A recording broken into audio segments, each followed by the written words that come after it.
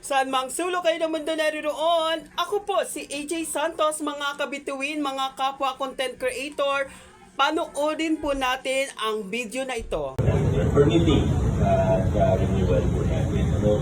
Meeting ng ibang regulatory office.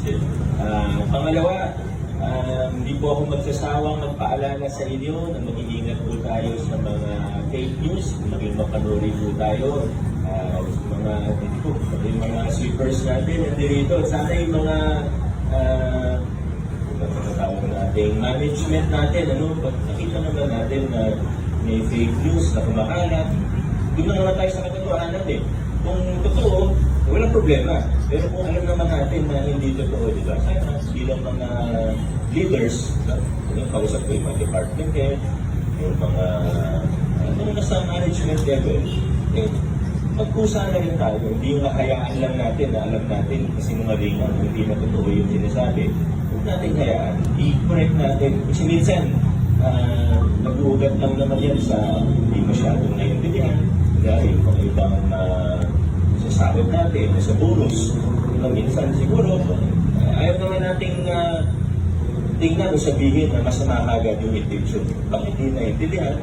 Baka may mali sa pagkakaunawa. Kaya dapat nasa sa atin bilang management na i-correct, ipaliwanag, huwag pagalitan.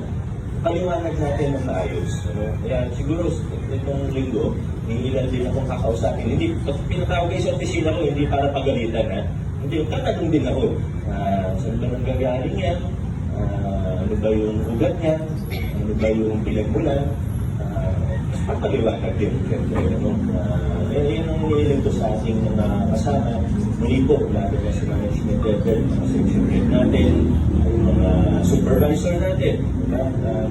Tingnan natin ang katotohanan. Kasi alam naman natin, may orchestrated efforts din. Diba, may mga orchestrated efforts para magkalat ng kasinungalingan, ng hindi totoo. Alam niyo naman po, di ba?